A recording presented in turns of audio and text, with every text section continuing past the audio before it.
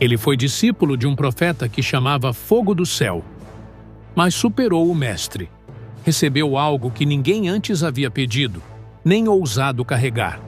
E quando o céu abriu diante dele, sua história se tornou uma das mais extraordinárias já vividas por um homem comum.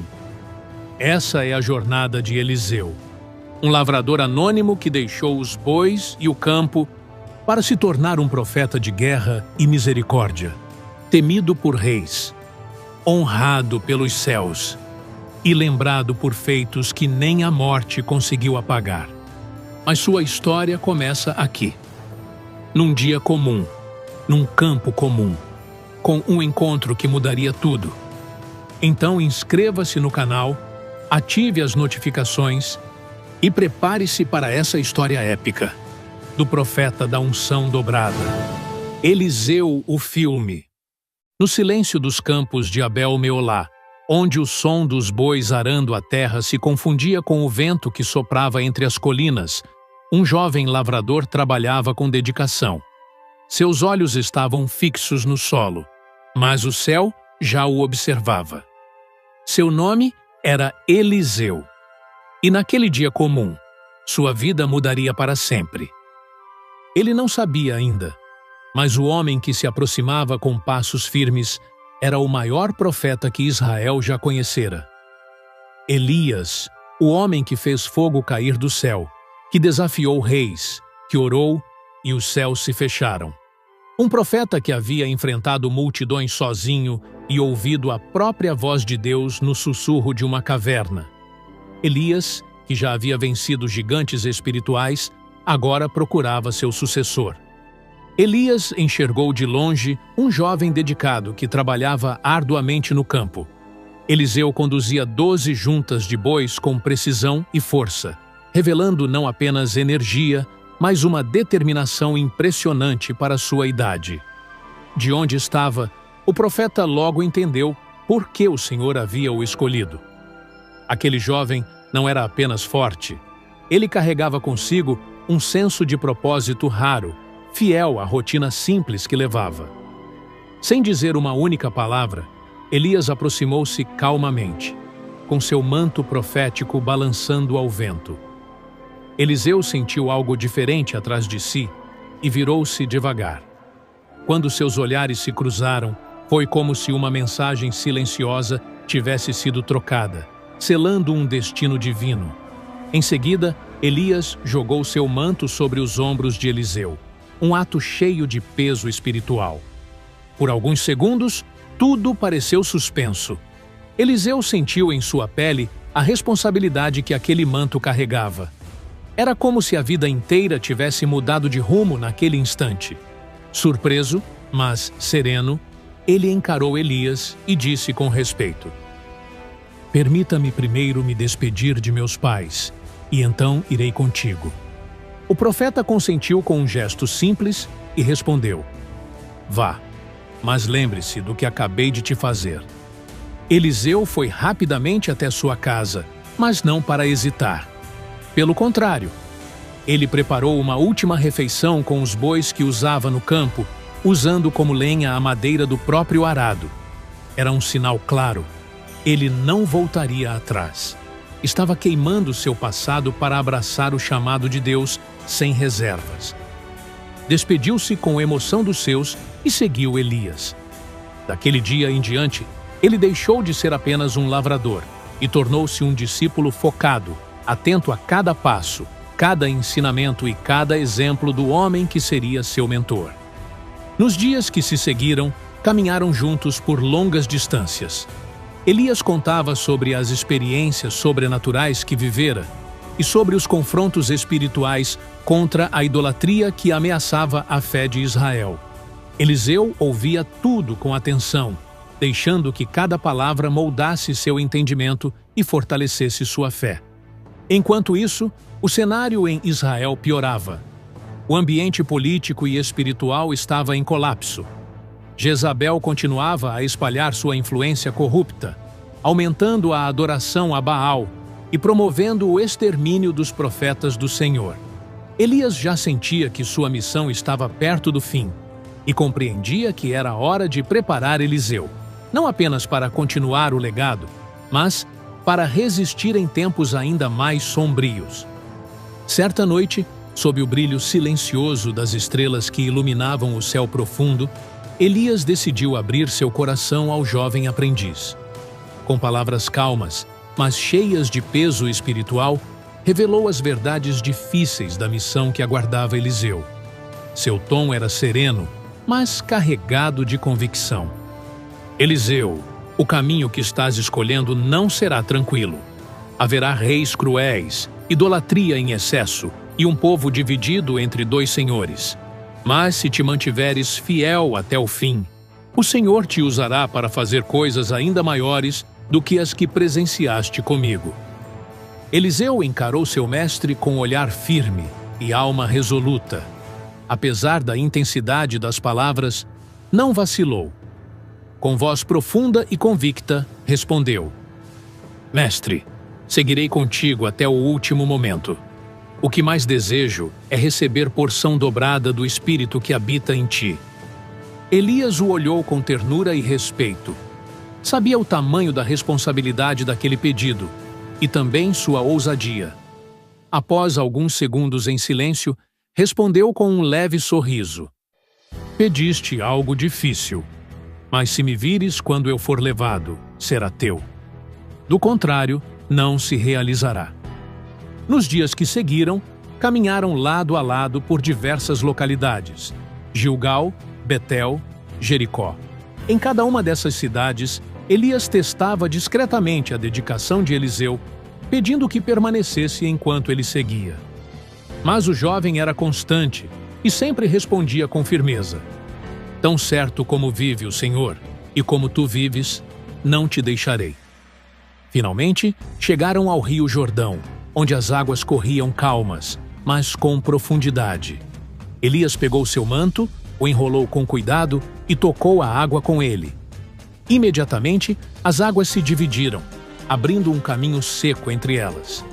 Juntos, atravessaram o leito exposto, conscientes de que algo definitivo estava para acontecer. Do outro lado, um ar de expectativa preenchia o ambiente.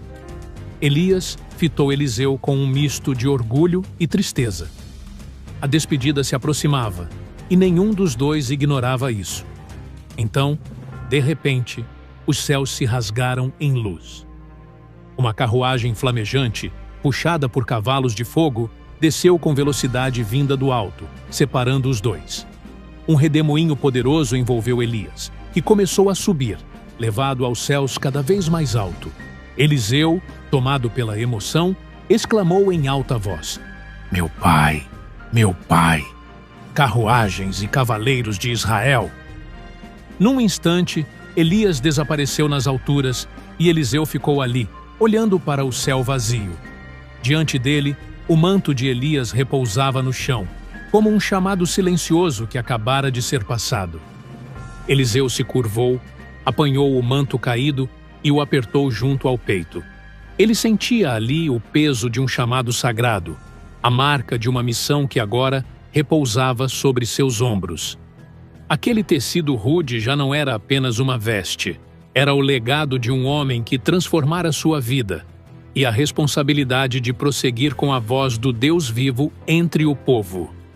Sua caminhada profética estava apenas no início, e dentro de si havia uma certeza inabalável: ele não estaria só. O mesmo Deus que acompanhara Elias agora guiaria cada um de seus passos. O manto ainda em suas mãos parecia pulsar com significado. Eliseu se ergueu lentamente, com o olhar fixo no horizonte. O mestre partira, levado pelos céus, mas a obra que haviam começado juntos precisava seguir adiante. Respirando fundo, posicionou o manto sobre os ombros com firmeza e deu o primeiro passo na nova fase de sua missão. Diante dele estava um caminho cheio de desafios, milagres, guerras espirituais, confrontos com reis ímpios. Mas Eliseu entendia que seu papel não era apenas manifestar o sobrenatural. Ele havia sido escolhido para algo maior: reconduzir os corações do povo ao Senhor, o verdadeiro Rei dos céus e da terra. A primeira grande prova de Eliseu não tardou a vir após a partida de Elias. Ao retornar ao rio Jordão, ele parou por um instante na margem. Em silêncio, segurou o manto em suas mãos e tocou as águas com firmeza. O que aconteceu a seguir confirmou diante de todos que o Espírito de Deus agora repousava sobre ele. As águas se dividiram, não apenas como um milagre visível, mas como uma confirmação celestial de sua autoridade. Eliseu cruzou o leito aberto rumo a Jericó, onde a população o aguardava em silêncio, tomada por esperança e necessidade. Jericó, embora bela e rodeada de natureza, vivia sob uma maldição. Suas fontes estavam contaminadas, trazendo morte e infertilidade à terra. Assim que souberam da chegada de Eliseu, os anciãos correram ao seu encontro com semblantes pesados e corações aflitos.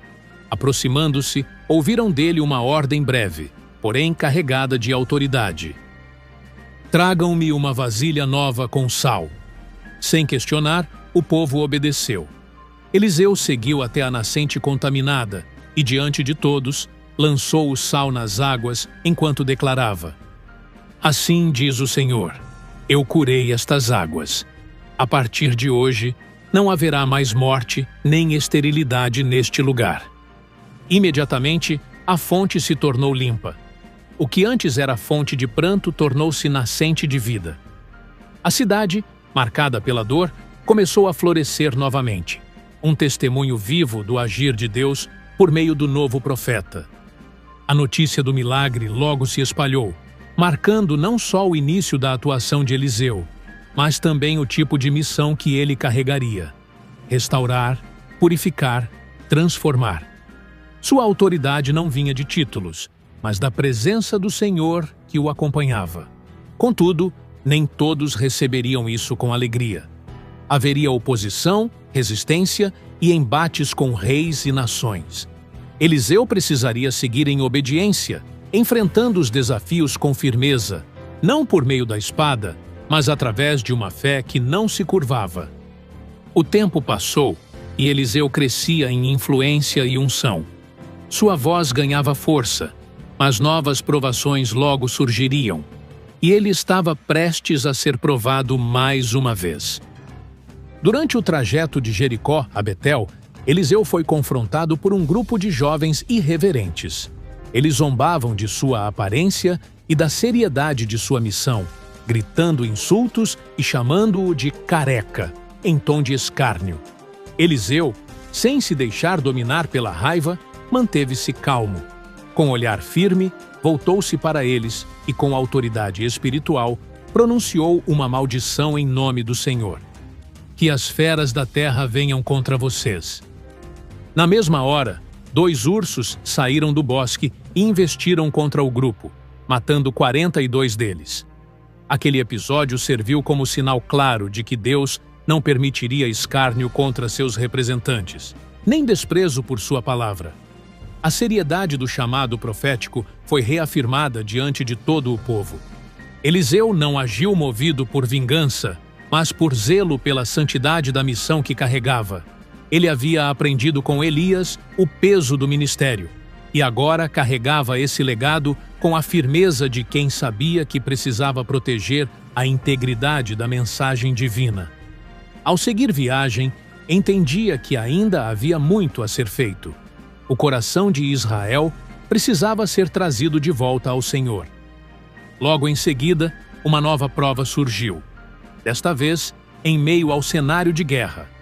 O rei de Israel, Jeorão, aliado ao rei Josafá de Judá e ao rei de Edom, reuniu seus exércitos para enfrentar Moabe. Porém, enquanto atravessavam o deserto, os suprimentos se esgotaram. Não havia mais água. Diante da iminente derrota, os reis reconheceram que precisavam de ajuda e buscaram orientação espiritual. Foi então que Eliseu foi chamado. Diante da situação, o profeta, sensível ao Espírito de Deus, deu uma instrução que contrariava a lógica humana. Assim diz o Senhor: cavem valas por todo este vale. Não sentireis vento, nem vereis chuva, mas mesmo assim, o vale se encherá de água para que vocês, seus animais e tropas, possam beber. E mais, o Senhor entregará Moabe em vossas mãos. A promessa era ousada, mas Eliseu falava em nome do Deus que transforma o impossível em realidade. E foi exatamente isso que ocorreu.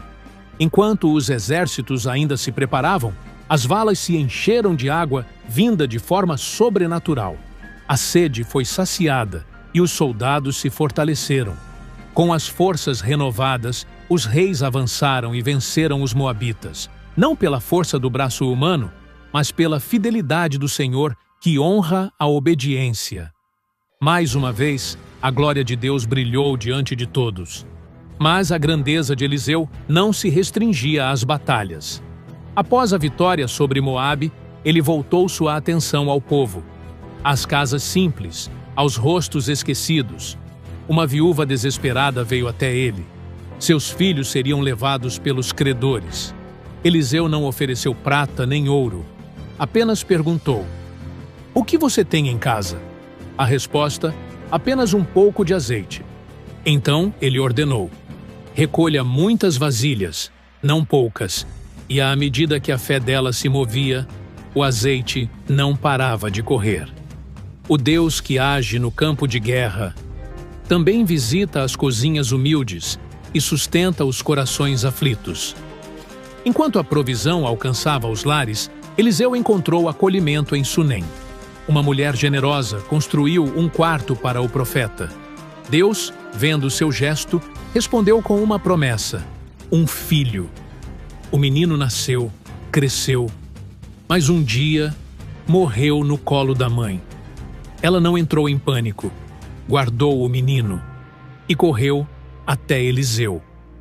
O profeta voltou com ela, subiu ao quarto, orou, e o impossível aconteceu. O menino voltou à vida. De campos de guerra à intimidade de um lar, Eliseu mostrava um Deus presente em cada detalhe. Durante um período de fome, até o alimento parecia fatal. Ao grito de "a morte na panela", Eliseu lançou farinha e trouxe vida. Milagre pequeno? Talvez, mas revelador. Onde há aliança, até o que era veneno pode se tornar sustento. E mais uma vez, a escassez veio à tona. 20 pães para 100 homens. Eliseu não hesitou. "Sirvam ao povo." Eles comeram, e ainda sobrou. Uma semente de um milagre que ecoaria nas mãos do próprio Cristo, séculos depois. A fama de Eliseu se espalhou além das fronteiras. Naamã, general da Síria, leproso, esperava algo grandioso, mas ouviu uma instrução simples: mergulha 7 vezes no Jordão. Ele resistiu, mas obedeceu, e foi curado. A lepra saiu. A fé entrou. Porque Deus não escolhe por nacionalidade, mas por corações humildes. Nem todos entenderam isso. Geazi, servo do profeta, cobiçou o que fora dado de graça, mentiu, escondeu e ouviu a sentença: a lepra de Naamã será sua. Milagres não se vendem. E o mesmo profeta que cura também repreende. O ministério de Eliseu era marcado por sinais impressionantes: exércitos confundidos, mortos que voltavam à vida, fontes de água purificadas. Mas, além desses feitos grandiosos, havia também milagres discretos que tocavam o cotidiano. Eles revelavam um Deus atento aos detalhes, às perdas pequenas, às situações que parecem irrelevantes aos olhos do mundo, mas que pesam profundamente no coração de seus filhos. E foi num desses dias comuns, sem guerras ou reis por perto, que o céu se moveu mais uma vez. O número de discípulos dos profetas havia crescido, e eles pediram a Eliseu permissão para construir um espaço maior onde pudessem viver. O profeta concordou e os acompanhou até o Jordão. Lá, enquanto cortavam madeira, o machado de um dos jovens caiu nas águas. Era emprestado. Aflito, O jovem clamou. Eliseu perguntou onde havia caído. Cortou um galho e o lançou sobre o rio. E então, diante de todos, o ferro subiu à superfície. O milagre aconteceu, o que era impossível, se curvou diante da palavra de Deus. O machado foi recuperado. Com ele, também foi restaurada a confiança de que o Senhor se importa com cada detalhe. Mas a ameaça da guerra não tardaria a voltar. O rei da Síria arquitetava emboscadas contra Israel, mas todas falhavam. Eliseu, pelo Espírito, ouvia os planos do inimigo antes mesmo que fossem executados. O profeta sabia antes que os espiões partissem. Nenhuma estratégia funcionava contra alguém conectado ao céu. Exasperado, o rei sírio enviou um exército para cercar Dotã. Queriam capturar Eliseu. Seu servo, ao ver os soldados, se desesperou. Mas Eliseu orou. Senhor, abre os olhos dele para que veja. E os céus se abriram. Montanhas cobertas de cavalos e carros de fogo surgiram. Os que estavam com eles eram mais. Em seguida, Eliseu orou novamente. Os soldados inimigos ficaram cegos. O profeta os conduziu até Samaria, onde seus olhos foram restaurados. O rei queria matá-los, mas Eliseu ordenou: sirvam pão e água. A batalha terminou com misericórdia. A paz, porém, não durou. Os sírios cercaram Samaria. A fome se instalou de forma tão extrema que mães sacrificavam seus filhos. Em meio ao caos, muitos culparam Eliseu, mas ele declarou: amanhã haverá fartura. 4 leprosos encontraram um acampamento inimigo vazio. Deus havia feito os sírios fugirem, confundidos por sons celestiais. A cidade foi salva por vozes que ninguém escutou. Mais adiante, Eliseu seguiu até Damasco. Lá, encontrou-se com Azael e chorou. Por que choras? Perguntou ele. Eliseu respondeu: porque vejo o mal que tu farás. O profeta enxergava além do presente. Suas lágrimas não eram fraqueza, mas sensibilidade. Ele sentia a dor antes que ela acontecesse. Mais tarde, Eliseu envia um mensageiro para ungir Jeú como rei. A antiga profecia contra a casa de Acabe estava prestes a se cumprir. O ciclo anunciado por Elias finalmente se encerrava. O profeta, agora envelhecido, via sua missão chegando ao fim. Mas Eliseu foi mais que um operante de milagres. Ele foi uma voz contínua de Deus para um povo vacilante. Não buscava honra pessoal, nem desejava prestígio. Seu alvo era obedecer ao chamado divino, até o último dia. E, à medida que avançava na jornada, seu semblante, suas palavras e suas ações tornavam-se reflexos mais nítidos do próprio caráter de Deus. Cheio de autoridade, graça e poder para reverter até as situações mais sombrias. As histórias corriam como labaredas em campo seco. Eliseu não só discernia os planos dos reis, ele carregava nas mãos o poder da vida e da morte. Mesmo assim, era humano. Um servo marcado pelos anos, cansado, curvado pelas batalhas invisíveis e pelas guerras que nunca foram narradas, mas que mudaram o destino de Israel. O tempo passou e o corpo de Eliseu já não sustentava mais o vigor dos primeiros anos. As marcas da idade eram visíveis, rugas profundas, passos lentos, um semblante que trazia o peso de anos de fidelidade, visões celestiais e palavras proféticas. Ele sabia, seu fim se aproximava, como as sombras do entardecer que se estendem sobre os montes de Israel. Foi nesse período final que o rei Joás, herdeiro dos reis rebeldes, decidiu procurá-lo. Não mandou um emissário, não enviou servos. Ele mesmo entrou no quarto do velho profeta. Ao ver Eliseu deitado, pálido e com a respiração enfraquecida, Joás se comoveu. Seus olhos se encheram de lágrimas. Diante dele não estava apenas um homem morrendo, mas uma era que chegava ao fim. Um profeta que, por décadas, fora a voz do Eterno para o povo. Ajoelhado, o rei chorou alto. Meu pai, os carros de Israel e seus cavaleiros! Naquele instante solene, mesmo enfraquecido, Eliseu ainda encontrou forças para cumprir seu chamado. Pediu que Joás pegasse arco e flechas. O rei obedeceu, e o profeta, com mãos trêmulas, repousou as suas sobre as do rei.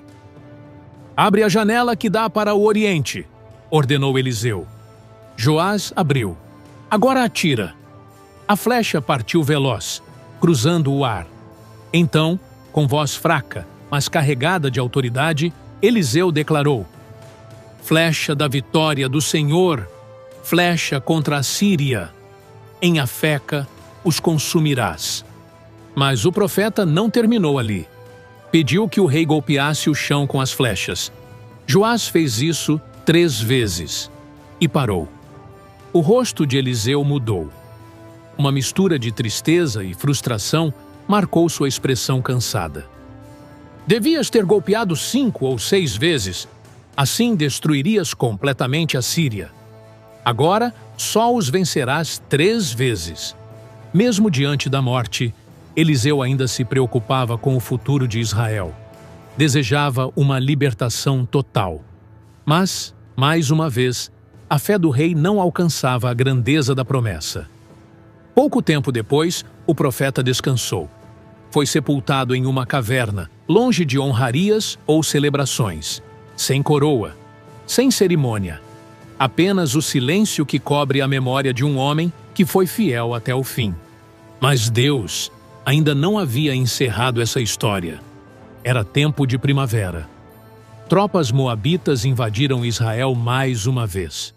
Um grupo de homens levava um corpo para sepultamento quando, de repente, avistaram os invasores se aproximando. O medo falou mais alto. Não houve tempo para prantos, nem despedidas. Em pânico, lançaram o cadáver na primeira caverna que encontraram. Sem saber, era o túmulo onde descansavam os ossos do profeta Eliseu. E então, o inacreditável aconteceu. O corpo inerte tocou os ossos do homem de Deus. E como se uma centelha divina acendesse o impossível, a vida retornou. O morto se levantou, respirou, seus olhos se abriram.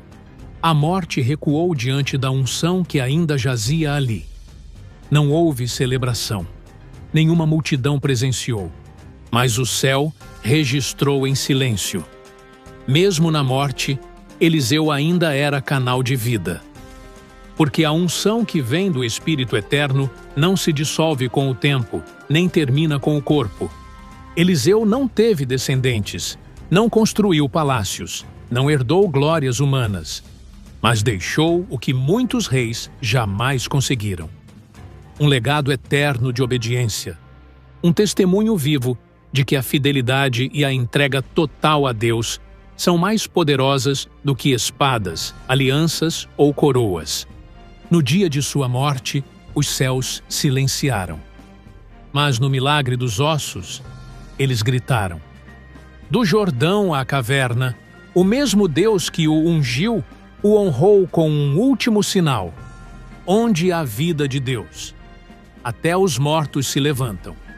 Essa é a história de um profeta cuja alma foi forjada pelo fogo, mas jamais destruída, que enfrentou reis e desertos, que viu céus abertos e nações inclinadas, que mesmo após sua partida ainda tocou a eternidade com seus ossos. Mas esse chamado não terminou, porque o mesmo Deus que guiou Eliseu está à procura de novos corações. E talvez esteja chamando você. Você vai responder? Ou vai deixar o manto cair, sem ninguém para levantá-lo? A decisão está em suas mãos. Vamos orar juntos. Senhor, neste momento sagrado, diante da Tua presença, não buscamos glória, nem pedimos riquezas ou fama. Desejamos apenas o que Eliseu desejou, uma porção dobrada do Teu Espírito, o mesmo fogo que consumiu o altar. a mesma coragem que enfrentou reis ímpios, a mesma pureza que desafiou a idolatria. Nos dias de Elias, trevas cobriam a terra, mas um homem se ergueu com olhos ardendo e um coração cheio de fé. Nos dias de Eliseu, a nação estava cercada, mas ele orou, e os céus responderam: Senhor, abre também os nossos olhos. Mostra-nos que não estamos sozinhos, que ainda há carros e cavalos de fogo ao nosso redor, que ainda há vida onde só vemos morte, que o teu Espírito ainda unge, ainda cura, ainda convoca. Hoje, Pai, toma os cansados, como tomaste Elias. Restaura os escondidos nas cavernas. Levanta os que quase desistiram e unge os corações que dizem: Eis-me aqui, envia-me. E aquele que já não tem forças, que se sente partido, vazio, distante, toca-o agora, Senhor. Assim como mandaste o anjo com pão no deserto, alimenta essa alma. Reacende esse espírito. Dá-lhe vigor para chegar ao monte da tua voz. E quando estivermos ali, Senhor, que não vejamos apenas o terremoto, o vento ou o fogo, mas que possamos ouvir tua voz serena, que ainda chama pelo nome. Levantamos um clamor por uma geração como Elias, por uma linhagem como Eliseu, por jovens que ardam em santidade, por homens e mulheres que abandonem tudo, para te seguir, pois o mundo está em ruínas, mas o céu ainda escreve planos, e teu Espírito ainda estende mantos, ainda parte as águas, ainda ressuscita vidas, ainda desce com poder sobre os que creem. E juntos declaramos: sim, Senhor, eis-nos aqui, que o teu fogo nos toque, que teu Espírito nos preencha, que tua vontade se cumpra. Em nome de Jesus Cristo, o profeta supremo, o Rei que voltará em glória, nós oramos. Amém.